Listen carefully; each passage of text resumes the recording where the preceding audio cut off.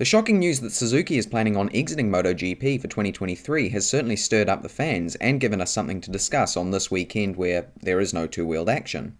Whilst the Hamamatsu factory has not officially confirmed that they are leaving, their silence around the matter suggests that the reports are correct. Dorna has reminded Suzuki that they cannot leave MotoGP unilaterally, as they've signed a 5-year deal to remain in the sport in 2021.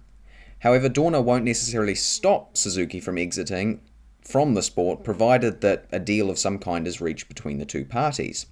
So what are some possible outcomes of this unfortunate situation, and how did we get here?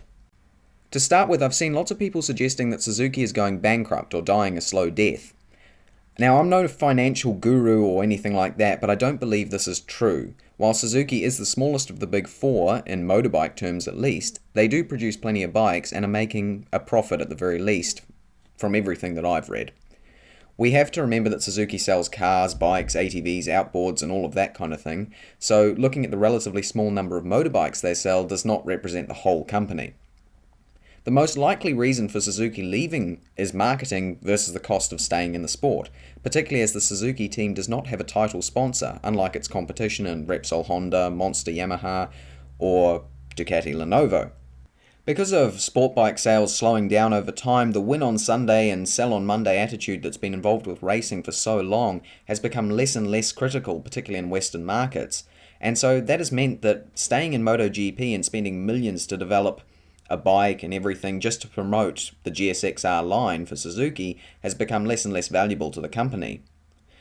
So that's probably what killed the factory Suzuki MotoGP team.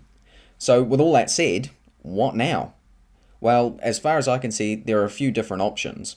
The first and seemingly most likely option is that Suzuki turns into a satellite team. This could be under the Leopard Racing name, or American Racing, Mark VDS, any other well-funded Moto2 or Moto3 name that wanted that team could enter MotoGP. The team would be formed into a new satellite team that continues to run the current Suzukis, perhaps, for 2023. It's a competitive bike now. It probably still would maintain some competitiveness for next year. Don't know yet. Or they could get an updated bike from Suzuki. If Suzuki continues to develop without a factory team, they would be able to save some money, and that would likely satisfy them, and they'd still get the exposure of MotoGP that might still be worth a little bit of something to them. The other option is that the team switches to a brand like Aprilia. We've seen that Aprilia has had a clear interest in getting a satellite team for the future, or at least 2023, particularly now that their bike is competitive. It makes sense. And so that way they get to have their satellite team, and hopefully all the people within the team now get to maintain their jobs just running different machinery. Either way, Dorna will pay out 5 million euros to cover bike leasing costs and all the rest, and that does mean that an external sponsor of some kind needs to be found for the team, but it at least means that those people maintain their jobs, which would be good news. So that's option number one. At this halfway point in the video, I just want to thank you very much for watching. If you're enjoying so far and haven't already, please subscribe, like, all of that stuff. The support is always appreciated. I'm doing more and more MotoGP content and maybe some other stuff as well, so hopefully you're enjoying the video, and like and subscribe if you do, and let's get back into it. Suzuki could also do as they've done before, leave the sport with a plan for returning in the future. It would leave both parties relatively happy, as Suzuki saves the money of running a team up until the return date, and Dorna have the knowledge at least that Suzuki's coming back. It doesn't seem very likely though. We don't know what the state of the world could be in 5 years' time for the introduction of the new non-fossil fuel, which would be the likely return date, and whilst it is possible that the benefits of being in MotoGP for Suzuki could improve by then, it seems unlikely. It would also leave the Hamamatsu factory years behind their competition, and they would have to go through all that pain and struggle of catching back up again in the future. And so it doesn't seem like the best option for the team. A third option is that Dorna convinces Suzuki to remain in the sport.